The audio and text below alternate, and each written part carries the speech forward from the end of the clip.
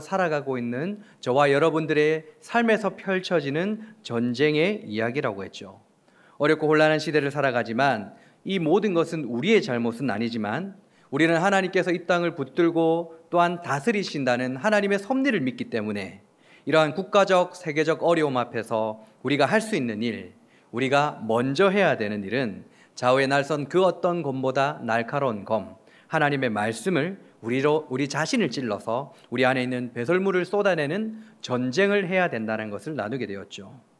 바울은 그리스도 안에서 자신을 발견하였습니다. 다시 말해서 말씀 안에서 자신을 발견하였고 자신에게 있던 그 많은 훈장들, 그러니까 그 자랑거리들을 배설물로 여긴다라고 고백하고 있었죠. 회심과 회개의 은혜가 이 바울에게 임했던 것입니다. 그런데 중요합니다. 바울은 이러한 자기 부인, 자기 죽음을 했었는데 이 자기 부인, 자기 죽음이라는 것은 바울에게 일회성 사건이 아니라 날마다 계속해서 반복적으로 그의 삶에서 지속되고 있음을 우리가 확인하게 됩니다. 고린도전서 15장 31절입니다. 형제들아, 내가 그리스도 예수 우리 주 안에서 가진 바 너희에게 대한 나의 자랑을 두고 단언하노니 나는 날마다 죽노라. 바울은 지금 주 안에서 날마다 죽노라고 말하고 있습니다. 지난주일 나눴던 말씀에 빌리자면 바울은 예수 안에서 말씀 안에서 자신을 발견하고 날마다 죽는다라고 말하는 것이죠. 말씀의 검으로 날마다 자신을 찌르면서 자기 부인, 자기 죽음의 삶을 살아가고 있다라고 볼 수 있는 것입니다. 여러분, 우리가 생각하기는 바울은 정말 존경받을 만한 사람입니다. 많은 신학자들이 바울을 존경하고 있어요. 바울 정도면 정말 괜찮은 사람 같습니다. 자신의 삶을 하나님 나라 확장을 위해서 순교하는 그 삶을 살았지 않습니까? 그는 그의 목숨을 하나님께 바치는 순교적인 삶의 하루하루를 살아갔습니다. 요한의 문제로 인해서 그가 바나바와 잠시 싸웠긴 했지만 그의 정직하고 날카로운 성격 때문이라고 생각하면 그냥 그 정도는 넘어갈 수 있는 모습인 것 같아요. 그 정도 허물 정도는 그의 인간적인 인간미를 느낄 수 있는 그런 정도인 것 같으니까 충분히 눈 감아줄 수 있을 것 같습니다. 그런데 바울이 오늘 뭐라고 했습니까? 나는 날마다 죽는다라고 말하고 있다는 것입니다. 제가 가끔 아내와 대화하다가 아내에게 이런 말을 할 때가 있습니다. 여보, 나 정도 남편이면 참 괜찮은 남편 아니야? 응, 아니야. 아니래요. 저 나름대로 저 스스로는 괜찮은 남편이라고 생각했지만 그건 어디까지나 제 기준인 겁니다. 어디까지나 제 기준이고 아내의 기준에는 한참을 모자란 남편인 것이죠. 그럼에도 불구하고 저는 지금도 제 아내에 대해서 저는 괜찮은 남편이라고 생각을 하고 있어요. 그 이유가 뭘까요? 살아계신 아내의 기준이 아니라 나의 기준이기 때문입니다. 나의 기준으로만, 나의 생각으로만 이 모든 것을 판단하기 때문이죠.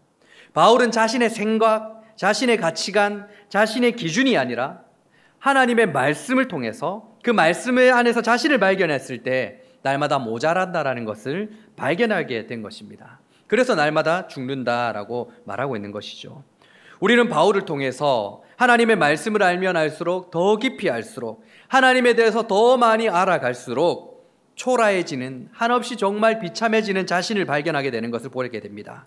그래서 우리는 바울이 정말 본받을 만한 신앙인이라고 말하고 있지만은 그는 스스로를 나는 죄인 중에 괴수다고 말할 정도 그런 자기 부인의 삶을 살았다는 것이죠.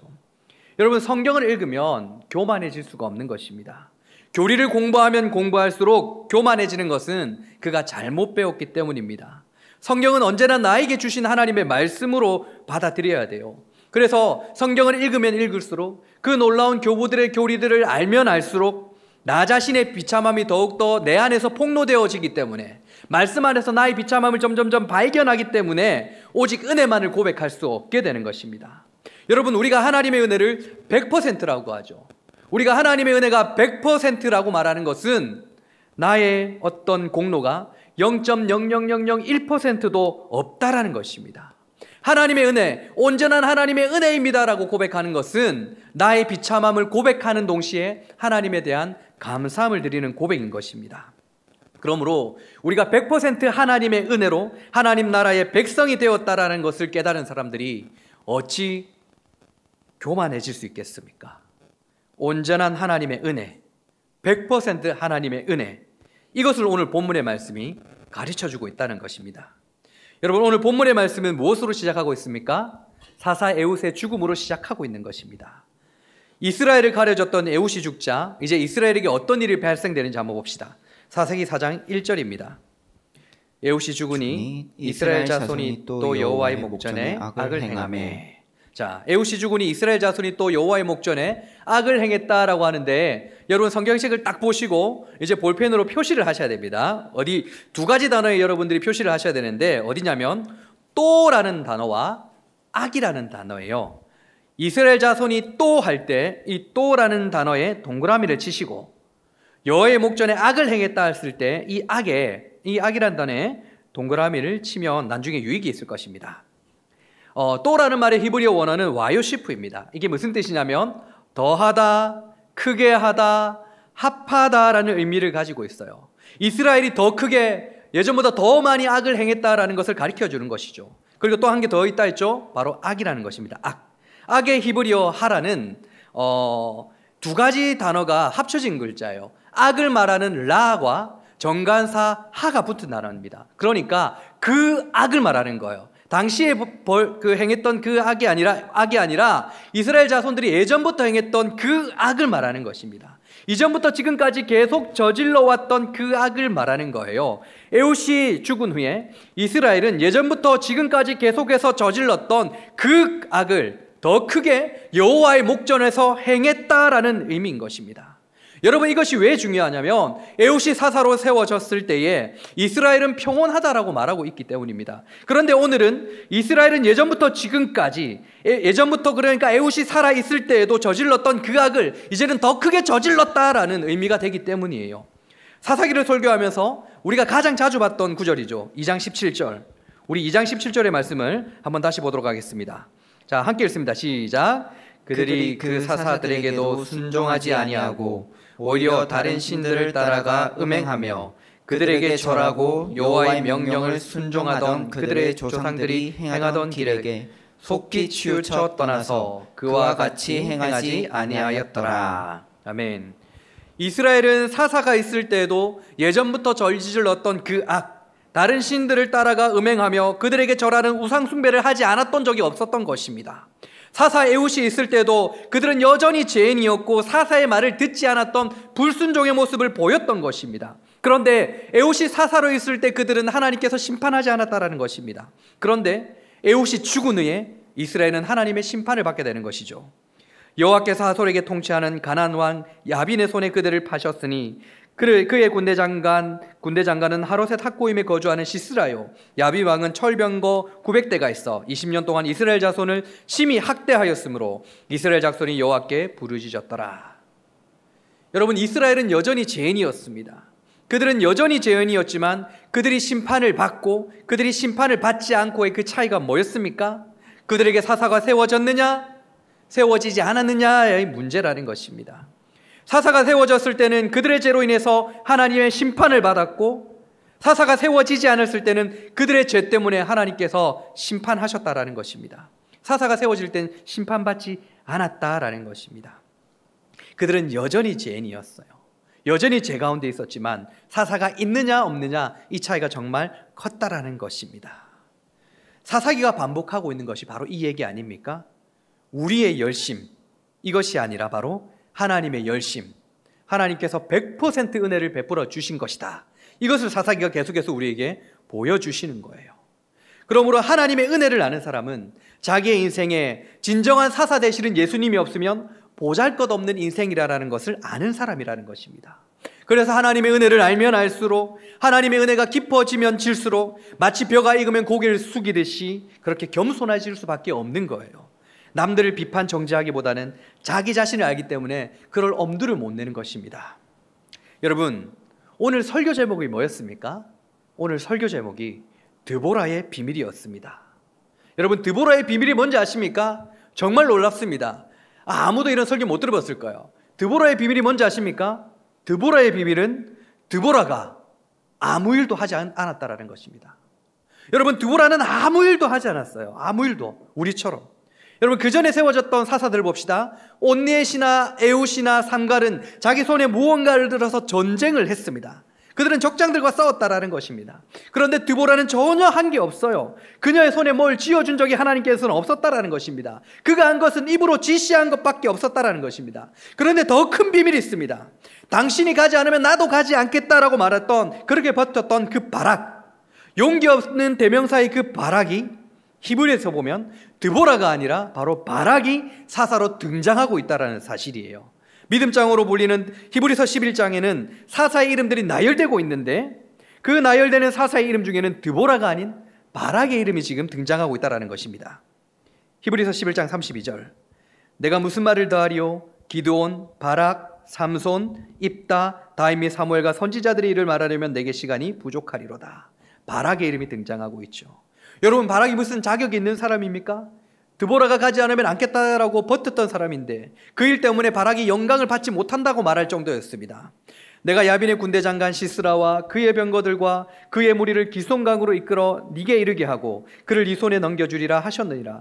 바락이 그에게 이르되 만일 당신이 나와 함께 가면 내가 가려니와 만일 당신이 나와 함께 하지 아니하면 나도 가지 아니하겠노라 하니 이르되 내가 반드시 너와 함께 가리라. 그러나 네가 이번에 가는 길에서 영광을 얻지 못하리니 이는 여호와께서 시스라를 여인의 손에 파실 것임이니라 하고 드보라가 일어나 바락과 함께 게데스로 가니라. 여러분, 여인의 손에 이제 시스라가 죽게 되어집니다. 그러면 사사가 누가 되어야 됩니까? 바로 야엘이라는 이 여인이 되어야 된다는 거예요. 그런데 아니라는 거예요. 여러분, 시스라는 야빈 왕의 군대 장관이죠. 실질적으로는 야빈 왕을 대신하는 자입니다. 그런데 이 드보라의 예언대로 시스라는 바락의 손에 죽는 것이 아니라 그 여인의 손에 죽게 되는 것입니다. 그 여인의 공로. 그가 깊이 잠드니 헤벨의 아내 야엘이 장막 말뚝을 가지고 손에 방망이를 들고 그에게 가만히 가서 발뚝을 그의 간자놀이에 박음에 말뚝이 꿰뚫고 땅에 박히니 그가 기절하여 죽으니라. 바락이 시스라를 추격할 때에 야엘이 나가서 그를 맞아 그에게 이르되 오라, 네가 찾던 그 사람을 내가 네게 보이리라 하매 바락이 그에게 들어가 보니 시스라가 엎드려져 죽었고 말뚝이 그의 간자놀이에 박혔더라. 여러분, 지금 하나님께서 사사기 4장을 통해서 우리에게 보여주시는 것이 무엇일까요? 바로 인간 사사에 대해서 일말의 가능성도 완전히 말살해버리는 것입니다. 그가 사사이긴 하지만 그도 결국에 인간이기 때문에 이스라엘의 구원을 위한 0.001%의 공로도 그에게 허락하지 않은 거예요. 실제로 드보라 이후에 세워지는 사사들의 모습을 한번 보시길 바랍니다. 그들의 약점들이 하나 둘씩 드러나고 있는 것을 우리가 보게 되어지는 것이죠. 인간에게는 조금의 공로도 없다라는 것을 보여주시며 모든 것이 100% 하나님의 은혜임을 가르쳐 주시는 것입니다. 하나님께서 보여주시는 그림은 인간의 능력과 가능성에 대한 항상을 버리게 하시고 모든 것들이 하나님께 달려있다라는 것을 우리에게 보여주시는 거예요. 여러분, 구원은 하나님의 은혜입니다. 다시, 구원은 하나님의 은혜입니다. 저와 여러분들은 아무것도 한 것도 없습니다. 그렇다면 이 하나님의 은혜로, 하나님의 100% 은혜로 이루어지는 그 평온, 이스라엘이 누렸던 그 평온을 지금 이 시대에 우리도 누릴 수 있는데 어떻게 하면 어떠한 방식으로 이 은혜가 누려지는 걸까요? 그게 바로 드보라의 두 번째 비밀이라는 것입니다. 제가 공개하도록 하겠습니다. 하나님께서는 이스라엘의 범죄로 가나안의 왕 야빈에게 이스라엘을 넘겼습니다. 이스라엘은 야빈으로부터 심한 학대를 당했다라고 되어지죠. 심한 학대를 당함으로 말미암아 이스라엘이 하나님께 부르짖었다라고 했어요. 하나님은 이스라엘의 부르짖음을 들으시고 누구를 사사로 세워주셨습니까? 드보라. 여러분, 이게 비밀이에요. 드보라는 남자가 아닙니다. 여자이며 선지자이며 사사입니다. 이게 정말 대단한 비밀인데 정말 놀라지 않는 여러분들이 정말 놀랍습니다. 이거 정말 대단한 거예요. 여러분, 당시의 여자들은 인구 계수에 포함되지도 않았습니다. 여자는 남자의 소유물이었고 남자의 결정에 따라서 그의 인생이 움직였다라는 것입니다. 심지어 여자들은 하나님께 맹세한 것들, 하나님께 소원한 것들도 마음대로 할 수 없는 거예요. 민수기 30장 2절입니다. 사람이 여호와께 서원하였거나 결심하고 서약하였으면 깨뜨리지 말고 그가 입으로 말한 대로 다 이행할 것이니라. 지금 이 장면이 무엇입니까? 사람이 하나님 앞에 무언가 맹사를 하고 서원을 하면 절대로 그것을 깨뜨리지 말라. 반드시 지키라. 그러니까 맹세 같은 거 함부로 하지 마라. 이거 말씀 아닙니까? 그래서 우리는 맹세나 서원을 할 때 이 민수기 30장 2절의 9절을 생각한다는 거예요. 그런데 이 30장 2절 9절 이후에 나오는 내용들이 뭔지 아십니까? 여자들의 서원에 대한 이야기를 하고 있습니다. 여자들이 하나님 앞에 무언가를 맹세하는 장면이 나와요. 그런데 여자들이 아무리 하나님 앞에 맹세한다 하더라도, 서원한다 하더라도 그들의 의견과 그들의 마음과 상관없이 취소될 때가 있습니다. 언제일까요? 그 여자의 아버지가, 그 여자의 남편이, 그 여자의 어떠한 남자가 이 여자의 서원을 듣고 이건 아니다, 이건 절대 아니다라고 생각하면 하나님께서 그 서원을 없던 걸로 하시겠다라고 하시는 것입니다. 여자의 하나님에 대한 서원은 남자에게 달려 있는 거예요. 남자는 여자에게 하나님을 대신하는 존재, 다스리는 존재라는 것입니다. 여보 보고 있지? 이게 바로 두 번째 드보라의 비밀이라는 거예요. 자 보세요. 다스림을 받아야 되는 여자인 드보라를 이스라엘의 구원을 위해서 사사로 세우신 사건. 자, 이게 이제부터 어떤 의미를 가지고 있는가 여러분들한테 설명하겠습니다. 성경을 잘 따라오시면 여선지자 드보라를 통해 하나님께서 이런 영적인 의미를 담아 놓으셨구나라는 것을 깨달을 수 있어요. 먼저 이를 확인하기 위해서는 우리가 인간을 창조하시는 그 모습을 먼저 확인해야 됩니다. 창세기 2장 21절부터 24절까지입니다. 창세기 2장 21절부터 24절까지 여호와 하나님이 아담을 깊이 잠들게 하시니 잠들매 그가 그 갈빗대 하나를 취하고 살로 대신 채우시고 여호와 하나님이 아담에게서 취하신 그 갈빗대로 여자를 만드시고 그를 아담에게로 이끌어 오시니 아담이 이르되 이는 내 뼈 중에 뼈요 살 중에 살이라 이것을 남자에게서 취하였은즉 여자라 부르리라 하니라. 이러므로 남자가 부모를 떠나 그의 아내와 합하여 둘이 한 몸을 이룰지로다. 아멘. 지금 어떤 장면이죠? 아담과 하와의 창조와 그들이 부부되는 장면을 지금 기록해 놓았습니다.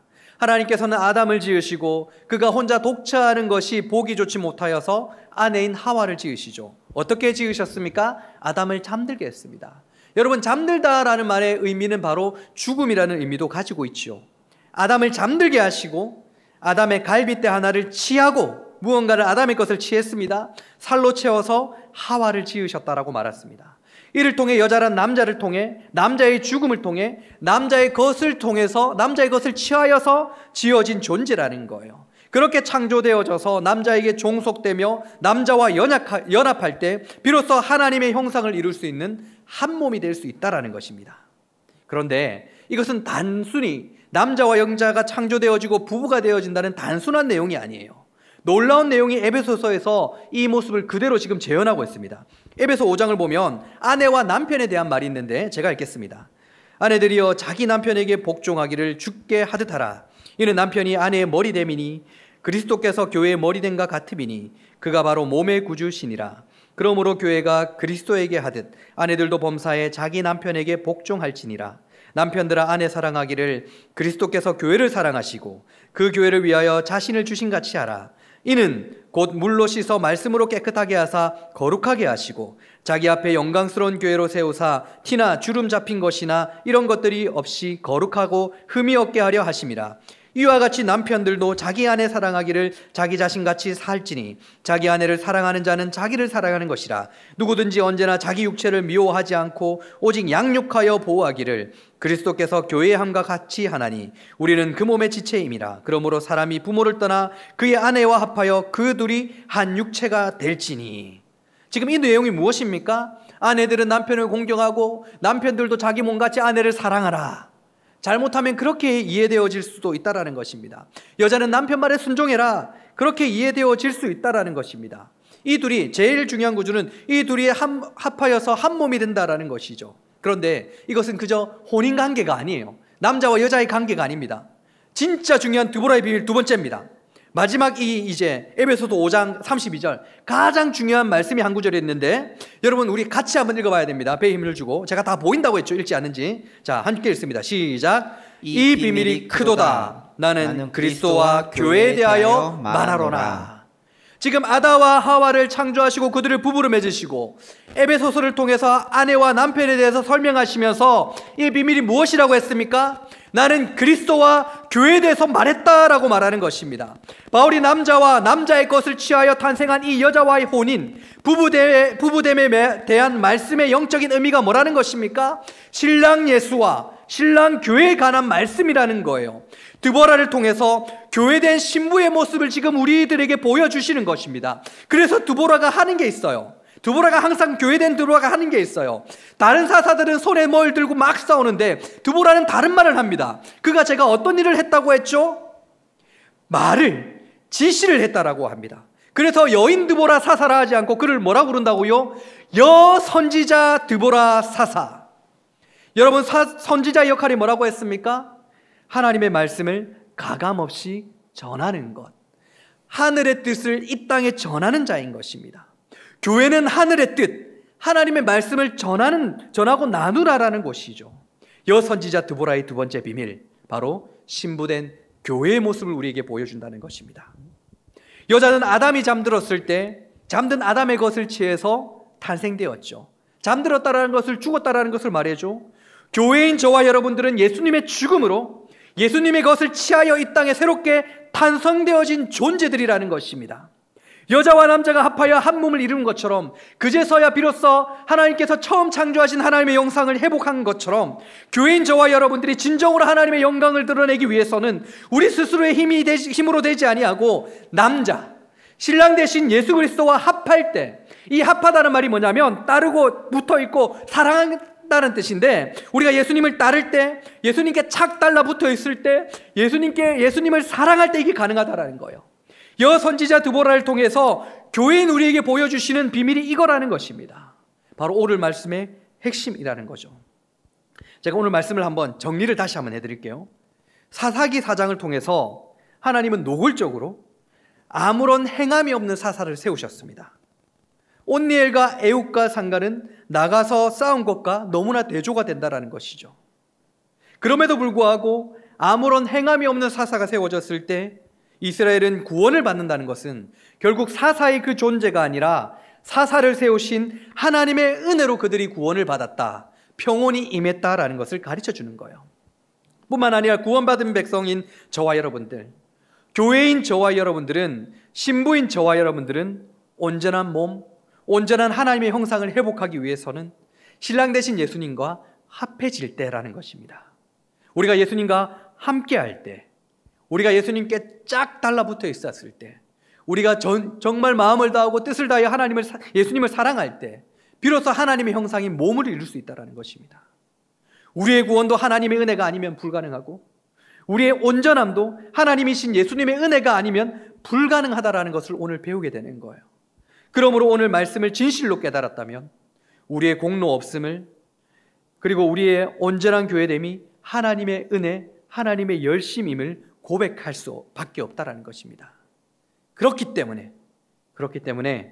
오늘날 하나님은 이 코로나를 통해서 예수님과 연합하여 살지 못하는 주의 백성들의 교만함을 벌하시고 낮추시며 다시 하나님의 사역 속으로 손짓하시고, 아니 강제적으로 이끌어 나가시면서 다시 한번 우리가 하나님의 온전한 은혜를 구하며 부르짖는 자리로 지금 인도하고 계신다라고 저는 믿고 있습니다. 예수님과 연합하기를, 예수님을 통해 온전한 몸이 되어 강구하기를 하나님께서 지금 바라고 계신다라고 저는 믿고 있다라는 말입니다. 이를 위해서 진정한 사사 되시는 예수 그리스도께서 우리를 위해서 잠드시고, 우리를 위해서 죽으시고, 예수님의 생명을 취하여 우리에게 생명을 허락하사 예수님의 신부된 우리의 정체성을 다시 한번 확인하고, 혼란하고 어려운 이 시대에 주의 백성들의 겸비함을 통해서 이제는 세상의 짐이 아니라 세상의 벗이 되고 세상의 치유자가 될 수 있기를 간절히 소망합니다. 내가 하면 더욱 수렁 속에 빠져드는 늪지대에 있다라는 것을 여러분 깨달으시길 바랍니다. 지금도 자신이 한마디 해보겠다고 나서면 한마디 하면 할수록 한국교회를 힘들게 한다는 사실도 잊지 말고, 내가 아니라, 나의 능력이 아니라, 나의 생각이 아니라 하나님께서 예수님을 취하여 주신 생명을 통해서 예수님과 한 몸을 이루어 이 땅을 살아가는 삶의 모습을 통하여서 세상은 다시 한번 교회된 우리를, 그리고 신랑 되시는 예수 그리스도를 높이리라 믿고 있습니다. 이를 위해서 끊임없이 자기 자신을 부인하며 예수님과의 연합을 위해서 애쓰는 우리 샬롬 청년들이 될 수 있기를 우리 주님의 이름으로 간절히 부탁드립니다.